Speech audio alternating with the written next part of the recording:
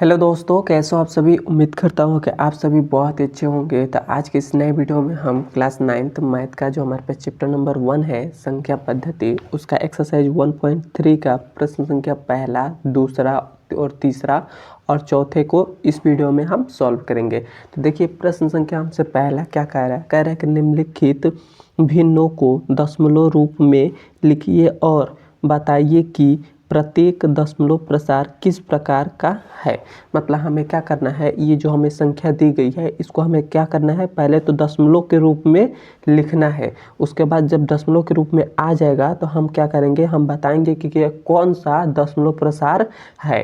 तो देखिए इसको दशमलव प्रसार के रूप में लिखने के लिए सबसे पहले आपको क्या करना होगा, 36 में 100 से भाग देना पड़ेगा। तो यहाँ पर हम लिख देते हैं, यहाँ पर हम लिखते हैं 36 और यहाँ पर हम 100 से इसमें भाग करेंगे।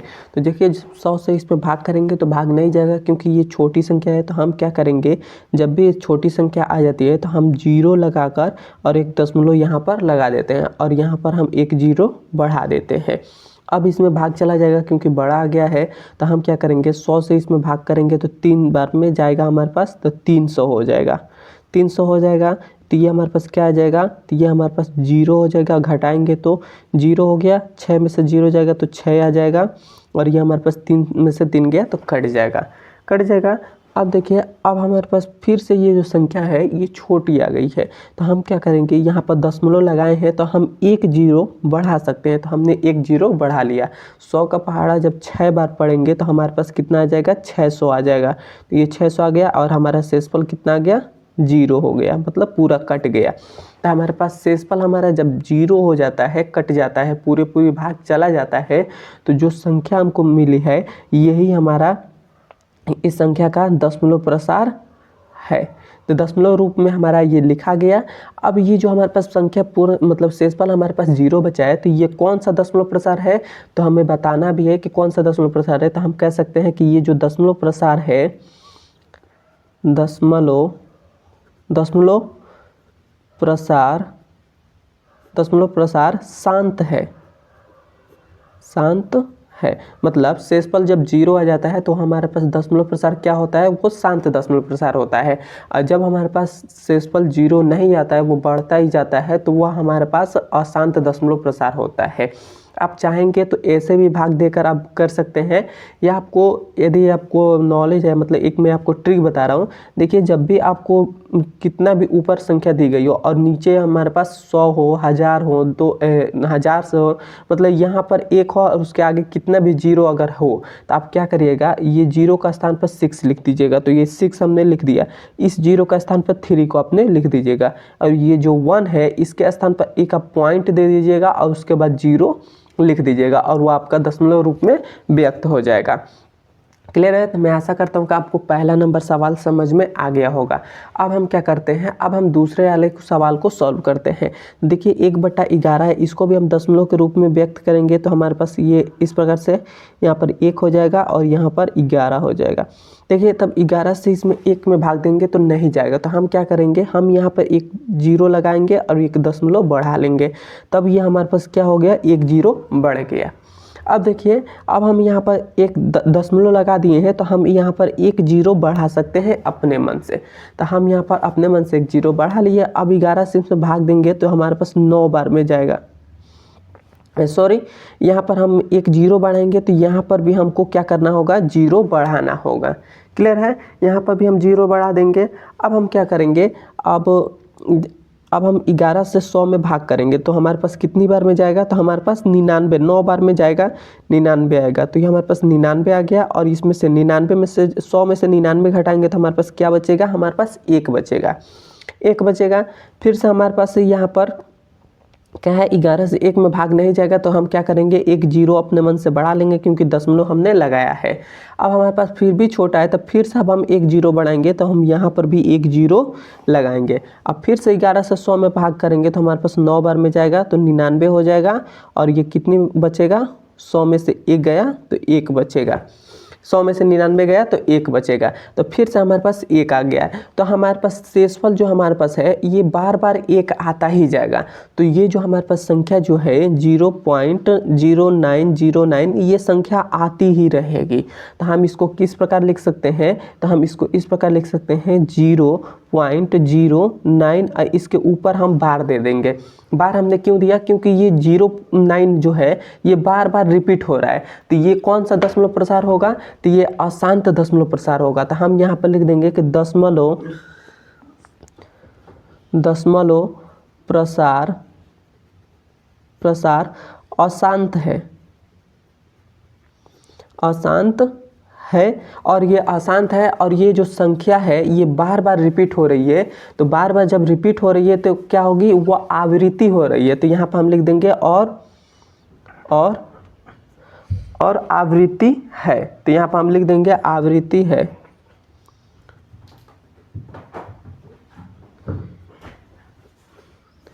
आवृत्ति है, और ये हमारा आंसर हो जाएगा। आवृत्ति का मतलब क्या होता है, वो जो संख्या बार बार रिपीट होती है तो उसी को आवृत्ति कहते हैं। मैं आशा करता हूँ कि आपको दूसरा नंबर भी सवाल समझ में आ गया होगा। अब हम चलते हैं पहले के तीसरे नंबर सवाल पर। ये देखिए, ये हमारे पास पहले का तीसरा नंबर सवाल है। ये देखिए हमारे पास है 4 सहित 1/8 जो है, इसको पहले हम क्या करेंगे, भिन्न के रूप में बदलेंगे। तो भिन्न के रूप में हम कैसे बदलेंगे, तो इसको बदलने के लिए हमको क्या करना होगा, ये जो नीचे संख्या है इसको गुणा इसमें कर देंगे। तो 8 चौको कितना हो जाएगा, 32 हो जाएगा। और 32 में हम 1 को ऊपर वाली जो संख्या रहती है उसमें जोड़ देते हैं। ऊपर क्या है, 1 है, तो 32 1 क्या हो जाएगा, 33 हो जाएगा। तो ये हो गया 33, और बटा में ये जो 8 है ये 8 एज इट इज रह जाएगा। अब हमें इसको क्या करना होगा, दशमलव प्रसार के रूप में व्यक्त करना होगा। तो हम कैसे व्यक्त करेंगे, तो हमको क्या करना होगा, यहाँ पर हम 33 लिख देते हैं और इधर हम 8 से इसमें भाग करेंगे। तो भाग करेंगे तो हमारे पास कितनी बार में जाएगा, 8 चौको 32, 4 बार में हमारे पास चला जाएगा 32। तो 33 में से जब हम 32 को घटाएंगे तो हमारे पास क्या बचेगा, 1 बचेगा। अब 8 से 1 में भाग नहीं जाएगा तो हम क्या करेंगे, हम यहाँ पर एक 0 लगाएंगे, और जब हम यहाँ पर एक 0 लगा देंगे तो हमको यहाँ पर दशमलव लगाना पड़ेगा। तो हमने यहाँ पर दशमलव लगा दिया। अब इसमें भाग चला जाएगा तो 8 दूना 8 एकने 2 बार लेंगे तो ज़्यादा हो जाएगा, तो 1 बार लेंगे तो 8 एकने 8 हो जाएगा, 8 हो गया। अब 10 में से 8 जाएगा तो हमारे पास क्या बचेगा, 2 बचेगा। तो 2 बच गया। अब फिर से हम क्या करेंगे, हम यहाँ पर एक 0 बढ़ा सकते हैं, एक ही 0 बढ़ाएंगे क्योंकि हम दशमलव लगाए हैं, तो यहाँ पर एक 0 बढ़ा सकते हैं। अब यहाँ पर कितने बार में कटेगा, 8 दूना 16, मतलब 2 बार में हमारे पास 16 आया। अब हम क्या करेंगे, 20 में से जब 16 को घटाएंगे तो हमारे पास क्या बचेगा, हमारे पास 4 बचेगा।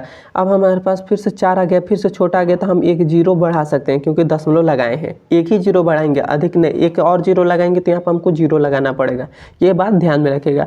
तो 8 पन कितना होता है, 40 होता है, तो ये हो गया 40। तो हमारे पास शेषफल कितना बचा, 0 बचा। तो हमारे पास इसका दशमलव प्रसार कितना आया है, तो हमारे पास आया है 4.125। क्या आया है, 4.125 आया है। और ये दशमलव प्रसार किस प्रकार होगा, दशमलव प्रसार शांत है, और ये हमारा आंसर हो जाएगा। मतलब ये दशमलव के रूप में हमने ये व्यक्त कर दिया, और ये कौन सा दशमलव प्रसार है, तो ये शांत दशमलव प्रसार है। क्लियर है। मैं आशा करता हूँ कि आपको तीसरा नंबर भी सवाल समझ में आ गया होगा। अब हम चलते हैं इसके चौथे नंबर सवाल पर, पहले का। तो देखिए यहाँ पर हमारे पास पहले का चौथा नंबर सवाल है, इसको भी हम करेंगे तो हमारे पास ये 3 हो जाएगा, और हम यहाँ पर 13 से इसमें भाग करेंगे। तो 3 से 13 से भाग करेंगे तो नहीं जाएगा, तो हम क्या करेंगे, फिर से हम इसको यहाँ पर हम 0 लगाएंगे और यहाँ पर दशमलव लगाकर एक 0 बढ़ा देंगे। अब हम फिर से 13 से 30 में भाग देंगे तो चला जाएगा, तो हम इसमें भाग देते हैं। तो 13 दूना 26, ये हो जाएगा 26 हो जाएगा। अब हमारे पास 30 में से जब 26 को घटाएंगे तो हमारे पास क्या बचेगा, हमारे पास 4 बचेगा, 4 बच गया। अब हमारे पास फिर से 13 आया है, तो ये 4 जो है छोटा है तो भाग नहीं जाएगा, तो हम क्या करेंगे, एक 0 बढ़ा लेंगे। अब हम इसमें भाग देंगे तो 13 का 13 दूना 26, 13 तिया 39, ये हो जाएगा 13 तिया 39। 39 आया। अब हम 40 में से 39 को घटाएंगे तो हमारे पास 1 आ जाएगा, 1 आ जाएगा। फिर से ये छोटा है तो फिर से हम एक जीरो बढ़ा लेंगे। अभी भी हमारे पास फिर से छोटा आया है तो हम क्या करेंगे, फिर से हम एक जीरो बढ़ाएंगे तो हम यहाँ पर जीरो बढ़ाना पड़ेगा। अब हम क्या करेंगे, अब हम यहाँ से 13 से 100 में भाग करेंगे तो हमारे पास कितना आ जाएगा, 13 सत्ते 91, 13 सत्ते 91 हो गए। 100 में से 91 को घटाएंगे तो हमारे पास क्या बचेगा, हमारे पास 9 आ जाएगा, 9 आ जाएगा। अब हम क्या करेंगे, 9 आया है तो अब हम फिर से हम क्या करेंगे, यहाँ पर एक जीरो बढ़ा लेंगे और फिर से हम 13 से इसमें भाग देंगे। तो 13 से जब हम भाग देंगे तो 13 छके कितना होता है, 78 होता है। तो ये जाएगा 78 और ये हम क्या करेंगे, 90 में से 78 को घटाएंगे तो कितना बचेगा, हमारे पास बचेगा 0 में से 8 गया तो मतलब 10 में से 8 गया तो 2 बचा, और यहाँ पर 8 में से 1 जाएगा तो हमारा 8 में से 7 जाएगा तो 1 बचेगा, तो 12 बचा, 12 बच गया। अब हम फिर से क्या करेंगे, यहाँ पर एक जीरो लगा लेंगे। फिर से अब हम इसमें भाग करेंगे तो हमारे पास कितना आ जाएगा, तो 13 नावा 117 आता है। तो 13 नावा 117 हो जाएगा और ये हमारे पास 120 में से 117 को घटाएंगे तो हमारे पास क्या बचेगा, 3 बचेगा। तो हमने भाग देना 3 से शुरुआत किया था और फिर से हमारे पास 3 आ गया है। तो हमारे पास दशमलव प्रसार हमारे पास किस प्रकार आया है, तो ये अशांत आया है, अशांत आवृत्ति आया है। तो यहाँ पर हम लिख देंगे दशमलव प्रसार हमारे पास किस रूप में आया है, तो दशमलव प्रसार 0.230769 और इसके ऊपर हम बार लगा देंगे। बार लगाए हैं क्यों, क्योंकि ये जो संख्या है ये बार बार रिपीट हो रही है। तो ये हमारे पास दशमलव प्रसार जो होगा, दशमलव प्रसार अशांत है, अशांत है और आवृत्ति है, और आवृत्ति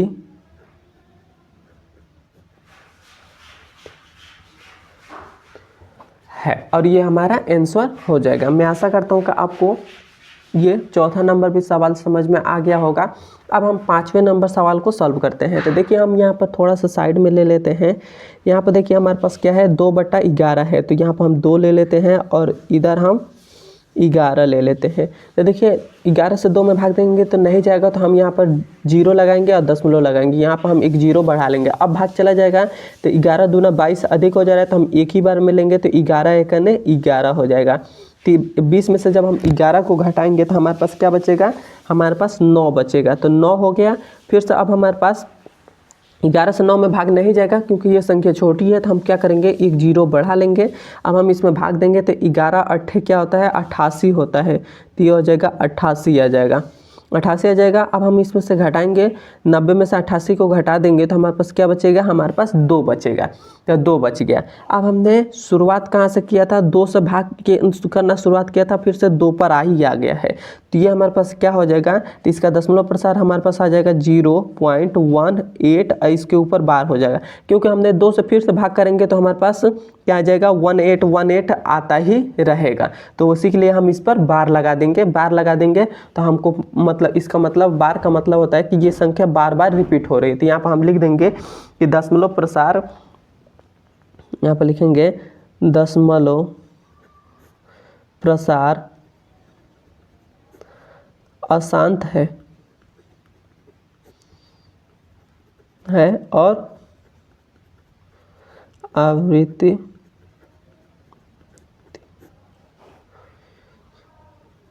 है, और यही हमारा आंसर हो जाएगा। मैं आशा करता हूँ कि आपको 5वां नंबर भी सवाल समझ में आ गया होगा। अब हम क्या करते हैं, अब हम इस 6वें नंबर सवाल को सॉल्व करते हैं। तो देखिए हमारे पास 6वां नंबर सवाल ये है। तो देखिए ये हमारे पास है, तो इसको सिंपल से हम इसको इस प्रकार लिख सकते हैं, कैसे, 329 329 और ये जो हमारे पास 400 है, तो 400 को हम इस प्रकार लिख सकते हैं, 4 गुणे 100 लिख सकते हैं, क्योंकि 4 का जब 100 में गुणा करेंगे तो हमारे पास 400 आ जाएगा, 400 आ जाएगा। और मैंने आपको एक ट्रिक बताया था, कौन सा हमने ट्रिक आपको बताया था कि जब भी नीचे 100 हो और ऊपर कोई भी संख्या हो तो ये 0 के स्थान पर ये ले लेगा संख्या। तो ये हमारे पास ये ले लिया, ये 0 के जगह पर ये ले लेगा, तो ये हमारे पास 2 हो जाएगा। और ये 1 क्या लेगा, दशमलव का रूप ले लेगा, दशमलव का रूप ले लेगा। और चाहे हम इसको ऐसे नहीं करते हैं, पहले हम क्या करेंगे 329 में 4 से पहले हम भाग करते हैं। तो यहाँ पर मैं कर देता हूँ 329 में हम 4 से हम भाग करेंगे। तो 4 से जब हम भाग करेंगे तो हमारे पास कितनी बार में जाएगा, तो हमारे पास 4 8 32 हो जाएगा। तो ये हमारे पास कितना आ जाएगा, हमारे पास 0 बचेगा और ये जो 9 है ये उत्तर आ जाएगा। मतलब इसमें से घटाएंगे तो हमारे पास पूरा कट जाएगा। तो हमारे पास ये 9 बचा है तो 9 उतार देंगे। अभी हमारे पास फिर से कितने बार में जाएगा, 2 बार में। 4 दूना 8 हो जाएगा। कितना बचा, 1 बचा। तो 1 आ गया। फिर से हम यहाँ पर 0 लगाएंगे तो यहाँ पर हमको दशमलव लगाना पड़ेगा। दशमलव लगा दिया, 0 बढ़ गया। अभी हमारे पास कितनी बार में कटेगा, 4 दूना 8, 2 बार में जाएगा। तो ये हमारे पास कितना हो जाएगा, 8 हो जाएगा। 10 में से 8 घटाएंगे तो हमारे पास क्या बचेगा, 2 बचेगा। 2 बचेगा। अब हम फिर से क्या करेंगे, यहाँ पर हम 0 बढ़ा सकते हैं क्योंकि हमने दशमलव लगाया। तो अब हमारे पास 4 5 20 हो जाएगा। तो ये हमारे पास 20 हो गया। कितना शेषफल कितना आया, 0 आ गया। तो ये हमारे पास जब 4 से हम 329 में जब हमने भाग किया तो हमारे पास क्या आ गया, 82.25 आया है। और ये जो बटन में 100 आया है, इसको हम 100 को एज इट इज रहने देते हैं। क्यों हम 100 को रहने दिए, क्योंकि ये हमारे पास कैलकुलेशन जो है ये आसान करने के लिए मैं आपको ट्रिक बता रहा हूँ। जब भी आपको इस प्रकार से सवाल बड़ा में दे दे तो आप क्या करिए, पहले इसको छोटे में तोड़ दीजिएगा 2 भागों में। उसके बाद इस वाले बड़े वाली संख्या से, मतलब ये जो 100 है इसको रहने दीजिएगा। इस वाली संख्या से इसमें भाग करेंगे तो हमारे पास इतना आ जाएगा और ये 100 बचा है तो 100 एज इट इज रहेगा। अब हम क्या करेंगे, अब हमारे पास दशमलव यहाँ पर लगा है तो हम इस 100 को जब इसमें हम गुणा करेंगे, मतलब करेंगे, तो हम इस दशमलव के बाद से करेंगे। तो मैंने आपको क्या सिखाया था, 0 कौन सा स्थान लेगा, ये लेगा, दशमलव के बाद ही लेंगे। तो ये 0 हमारे पास इसका स्थान ले लेगा। तो ये हमारे पास हो जाएगा 2 हो जाएगा। और ये जो हमारे पास 8 है ये इस 0 का स्थान ले लेगा। और ये जो 1 है ये हमारे पास क्या लेगा, पॉइंट का स्थान ले लेगा। और यहाँ पर 0 लगा देंगे। और वो नीचे आगे क्या था, 2.5 था, सॉरी 25 था तो 25 लिख देंगे। और ये हमारा दशमलव के रूप में लिखा गया, ये हमारा आंसर हो जाएगा। तो ये हमारे पास दशमलव प्रसार ये आया है। तो अब हम इसको किस प्रकार लिख सकते हैं, तो यहाँ पर हम लिखेंगे कि दशमलव प्रसार शांत है और ये हमारा आंसर हो जाएगा। क्लियर है। तो मैं आशा करता हूँ कि आपको पहले का 6वां नंबर भी सवाल समझ में आ गया होगा। अब हम चलते हैं इसके दूसरे नंबर सवाल पर। ये देखिए, ये हमारे पास दूसरा नंबर सवाल है। ये हमसे क्या कह रहा है, कह रहा है कि आप जानते हैं कि 1/7 = 0.142857 है। वास्तव में लंबा भाग दिए बिना क्या आप यह बता सकते हैं कि 2/7, 3/7, 4/7, 5/7, 6/7 के दशमलव प्रसार क्या है?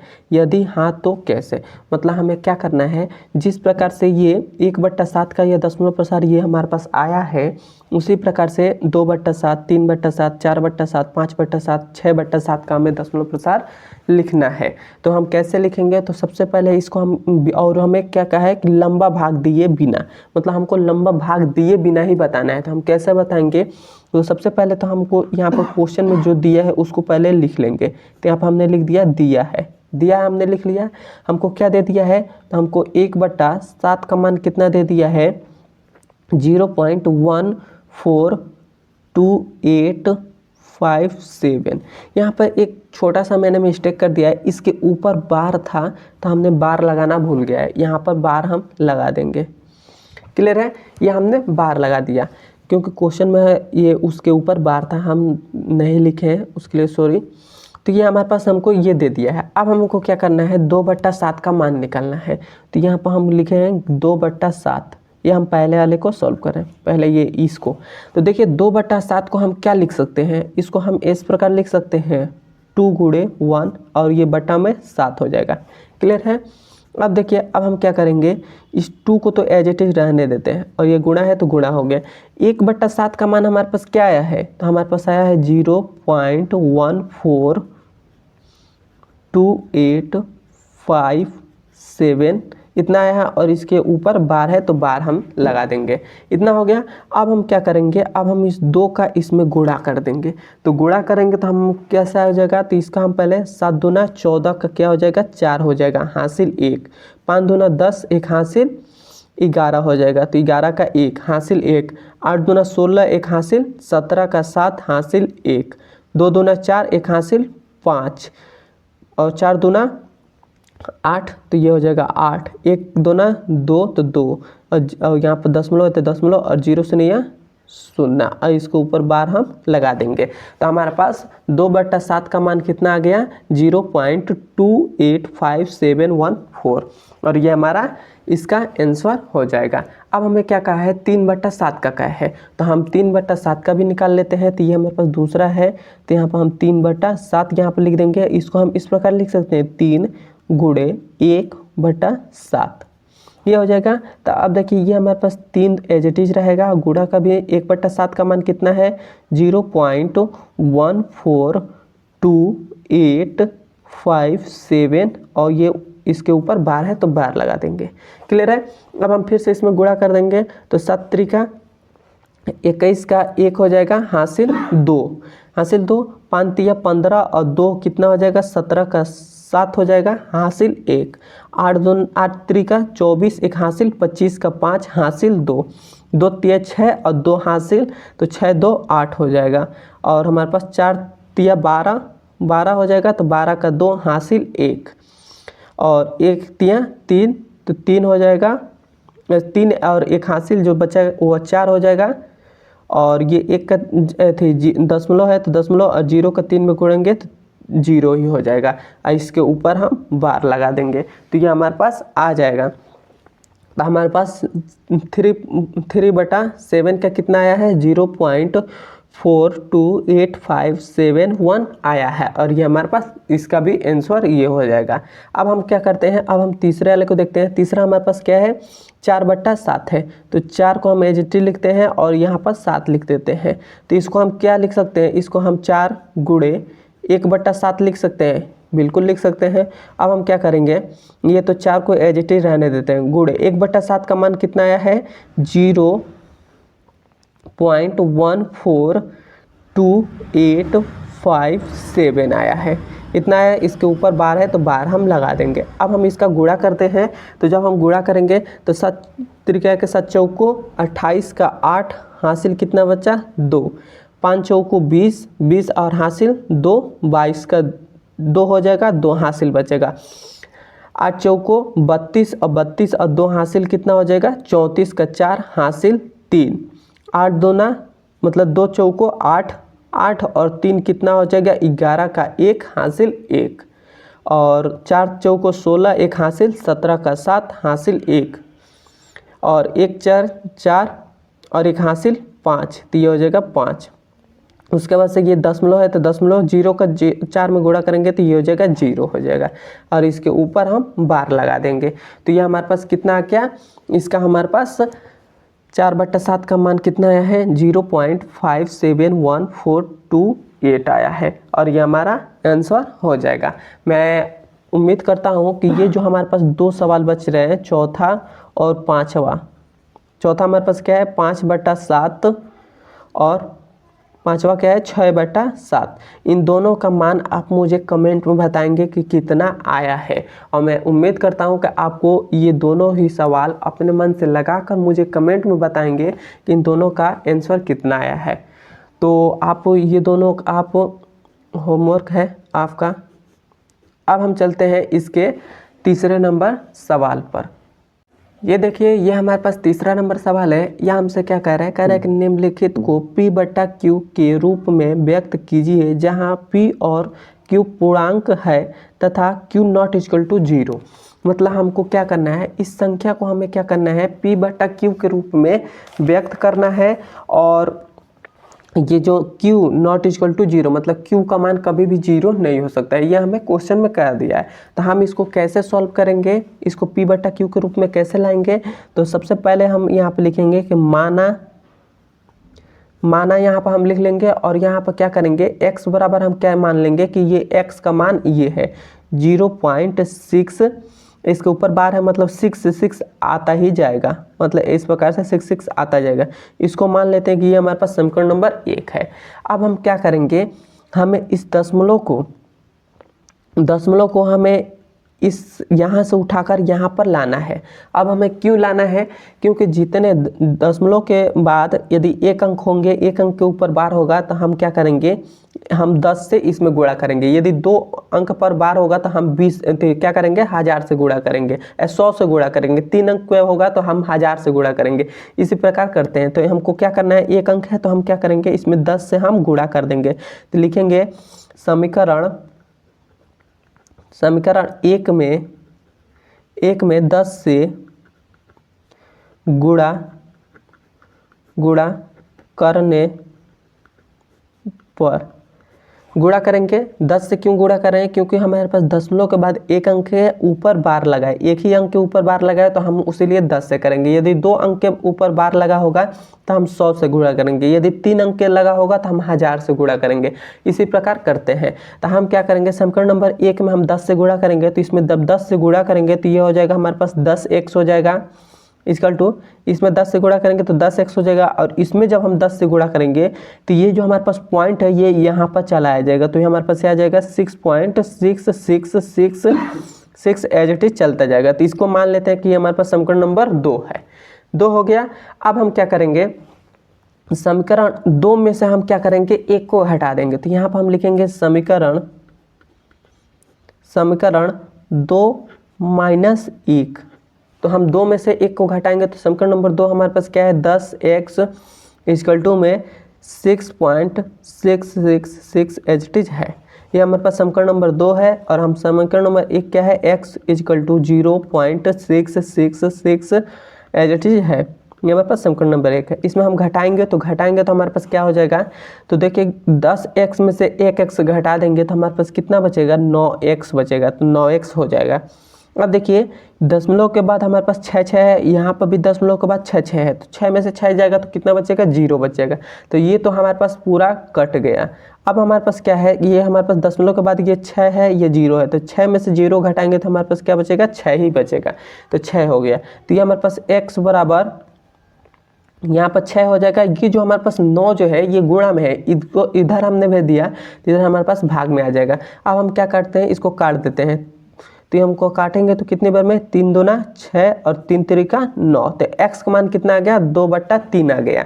ये हमारे पास p/q के रूप में आ गया है। और जो हमारे पास q है, q ये नॉट इक्वल टू 0, मतलब q जो हमारे पास है वो 0 नहीं है। ये हमारा आंसर हो जाएगा।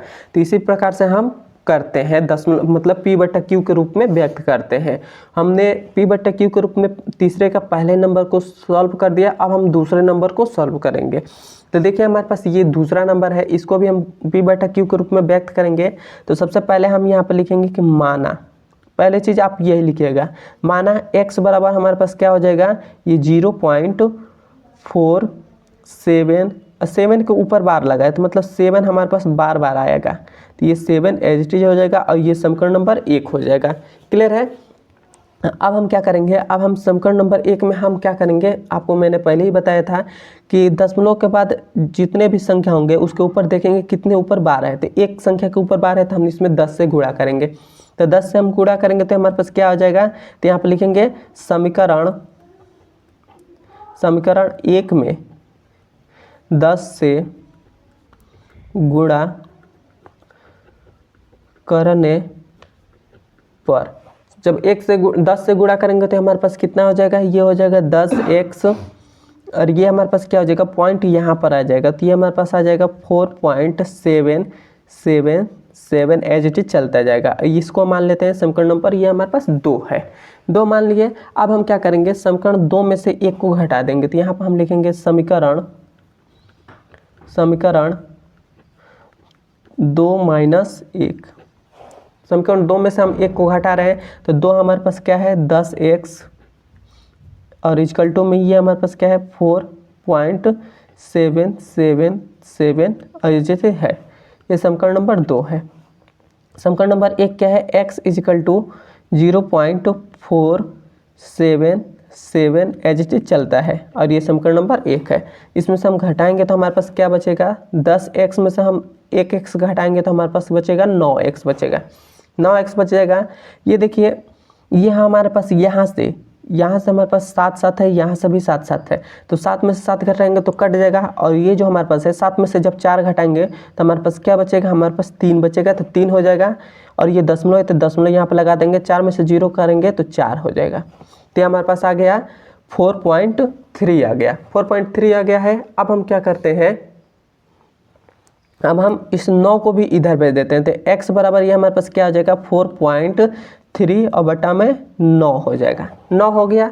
अब हम क्या करते हैं, इस दशमलव को हटाते हैं, तो दशमलव को हम हटाएंगे तो हमारे पास क्या हो जाएगा, देखिए यहाँ पर मैं हटाता हूँ, हम इसमें यहाँ हम दशमलव को यहाँ पर शिफ्ट करेंगे, तो शिफ्ट करेंगे तो हमको क्या करना होगा, एक अंक बाद शिफ्ट कर रहे हैं तो हम इसमें 10 से गुणा और 10 से भाग कर देंगे। तो यहाँ पर हमारे पास 4.3 है और बटा में 9 है, तो 9 हो गया। और हम क्या करेंगे, इस दशमलव को हटाएंगे तो हमें ऊपर 10 से गुणा और नीचे भी 10 से गुणा करना पड़ेगा। तो हमारे पास कितना हो जाएगा, तो ये तो ऊपर हमारे पास क्या हो जाएगा 43 हो जाएगा और नीचे 10 9 90 हो जाएगा, तो 90 हो गया। तो ये देखिए ये हमारे पास P बटा Q के रूप में आ गया कि नहीं, बिल्कुल आ गया है। और ये हमारा P बटा Q के रूप में आ गया। और Q जो हमारे पास है ये नॉट इक्वल टू 0 है, Q का मान हमारे पास क्या है 0 नहीं है। तो ये हमारे पास x का मतलब ये जो हमारे पास संख्या है ये P बटा Q के रूप में व्यक्त हो गया। मैं आशा करता हूँ कि आपको दूसरा नंबर भी सवाल समझ में आ गया होगा। अब हम चलते हैं इसके तीसरे नंबर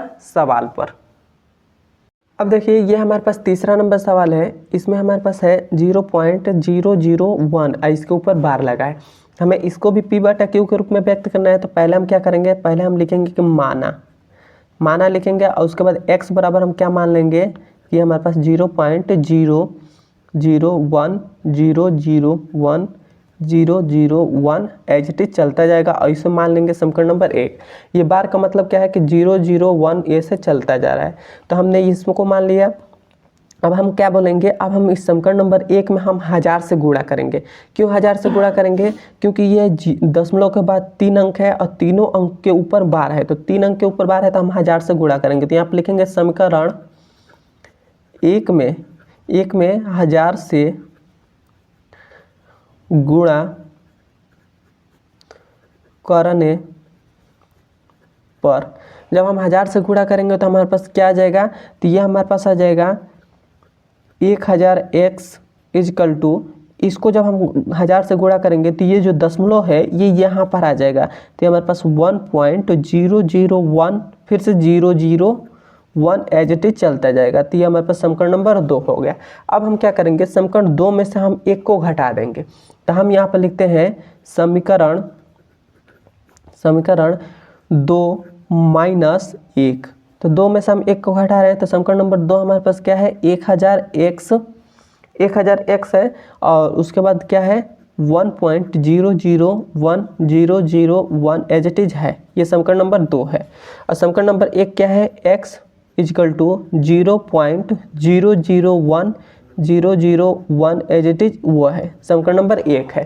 तो हम इसको घटा रहे हैं, तो घटाएंगे तो हमारे पास क्या मिलेगा, तो यहाँ पर हम घटा रहे थे 1000x में से हम 1x घटाएंगे तो हमारे पास कितना हो जाएगा 999x बचेगा, 999x बचेगा। और यहाँ पर देखिए दशमलव के बाद 001 इसमें भी है, समीकरण नंबर 2 में, समीकरण नंबर 1 में भी है, दशमलव के बाद 001 है, तो ये तो पूरे कट जाएगा। और ये 1 में से 1 0 जाएगा तो कितना बचेगा 1 बचेगा। तो हमारे पास ये कितना आ गया, x बराबर हमारे पास क्या आ गया है, x बराबर 1/999 कितना आ गया 999 आ गया। तो ये देखिए ये हमारे पास P बटा Q के रूप में, ये कहाँ से आया, ये हमारे पास इधर भाग में, इधर गुणा में था, इक्वल टू के इधर भेजा तो भाग में आ गया। और ये हमारे पास क्या हो गया P बटा Q के रूप में व्यक्त हो गया है। और Q जो हमारे पास है ये नॉट इक्वल टू 0 है, Q का मान 0 नहीं है, और ये हमारा आंसर हो जाएगा। अब हम चलते हैं इसके चौथे नंबर सवाल पर। देखिए चौथा नंबर भी सवाल सेम इसी के जैसा है। ये भी हमसे देखिए हमसे क्या कह रहा है कि 0.9999 ऐसे अनंत तक है को P बटा Q के रूप में व्यक्त कीजिए। पहले तो हमें इसको कहा है कि P बटा Q के रूप में व्यक्त कीजिए, तो हम पहले P बटा Q के रूप में व्यक्त करेंगे। तो सबसे पहले हमको P बटा Q के रूप में व्यक्त करने के लिए मैंने आपको सिखाया है कि सबसे पहले आप क्या करेंगे, मानेंगे कि x बराबर क्या है 0.9999 एज इट इज है, इसको मान लेंगे समीकरण नंबर 1। अब हम क्या बोलेंगे, यहाँ पर अब हम कैसे पता करेंगे कि हमको यहाँ पर गुणा करना है, कितने से गुणा करना है। इसके ऊपर अब बार भी नहीं है, तो हमको देखिए पॉइंट के बाद हमारे पास क्या है, केवल 99 आ रहा है। मतलब 99 का मतलब एक संख्या के ऊपर बार लगा है, तो हम इसमें भी 10 से गुणा करेंगे। तो यहाँ पर लिखेंगे समीकरण एक में 10 से गुणा करने पर, तो समीकरण नंबर 1 में 10 से गुणा करेंगे तो कितना हो जाएगा, ये हो जाएगा 10x, और ये हमारे पास कितना हो जाएगा, ये जो पॉइंट है यहाँ पर चलाया जाएगा, तो ये हो जाएगा 9.9999 एज इट इज चलता जाएगा। इसे मान लेंगे समीकरण नंबर 2। क्लियर है। अब देखिए, अब हम इसमें से इसको घटाएंगे, तो हम क्या करेंगे, यहाँ पर हम लिखेंगे समीकरण 2 में से, इस 2 में से हम क्या करेंगे, 1 को घटा देंगे, तो 2 माइनस 1 कर दे रहे हैं। अब हमारे पास समीकरण नंबर 2 क्या है, वो है 10x माइनस इजकल टू में है 9.999 एज इट इज है। समीकरण नंबर 2 है। समीकरण नंबर 1 हमारे पास क्या है, तो हमारे पास है x equal to 0.999 as it is चलता जा रहा है, और ये हो जाएगा समीकरण नंबर 1। घटाएंगे तो 10x में से 1x घटाएंगे तो ये हो जाएगा 9x, और ये देखिए दशमलव के बाद 9 है, दशमलव के बाद भी 9 है, तो ये तो कट जाएगा, और 9 में से 0 जाएगा तो 9 बचेगा। अब देखिए 9 से ये 9 कट गया, तो x बराबर हमारे पास क्या आ गया, 1 आ गया है। अब x का मान 1 आया है, तो अब यहाँ पर तो p बटा q के रूप का तो नहीं आया है। आप यही न कहेंगे कि क्योंकि q की जगह पर कुछ भी नहीं आया है, q की जगह पर कुछ भी नहीं, आप कोई भी संख्या हो उसके बटे में आप 1 लिख सकते हैं। तो उसी प्रकार हमारे पास x का मान कितना आया है, 1/1 आया है। ये भी p बटा q के रूप में आया है, और जो हमारे पास q है वो नॉट इक्वल टू 0 है। तो यही आपको मतलब ऐसे अब 9 से 9 कट जाएगा तो आपको मन चलेगा 1 आया है, तो आप 1 आया है तो आप कहेंगे कि ये कैसे 1 आया है, p बटा q के रूप में नहीं आया है। तो वही हमसे इस क्वेश्चन में आगे भी कहा है कि क्या आप अपने उत्तर से आश्चर्यचकित हैं। मतलब आपका जो उत्तर आया है, मतलब x का मान 1 जो आया है, उससे आप आश्चर्यचकित हैं। 1 नहीं आया है, वो 1/1 है, लेकिन आप उसे क्या बोलेंगे, 1 ही बोलेंगे। तो आप अपने उत्तर से आश्चर्यचकित हैं। अपने अध्यापक और कक्षा के सहयोगियों के साथ उत्तर की सार्थकता पर चर्चा कीजिए। मतलब अपने अध्यापक और कक्षा के जो उतने भी आपके दोस्त हैं उनके साथ आपको मिलकर इस पर चर्चा करना है। क्लियर है। मैं आशा करता हूँ कि आपको चौथा नंबर भी सवाल समझ में आ गया होगा। और ये वीडियो आपको कैसा लगा है कमेंट में एक बार मुझे ज़रूर बताइएगा। अब हम मिलते हैं इसके अगले नंबर वीडियो में। धन्यवाद।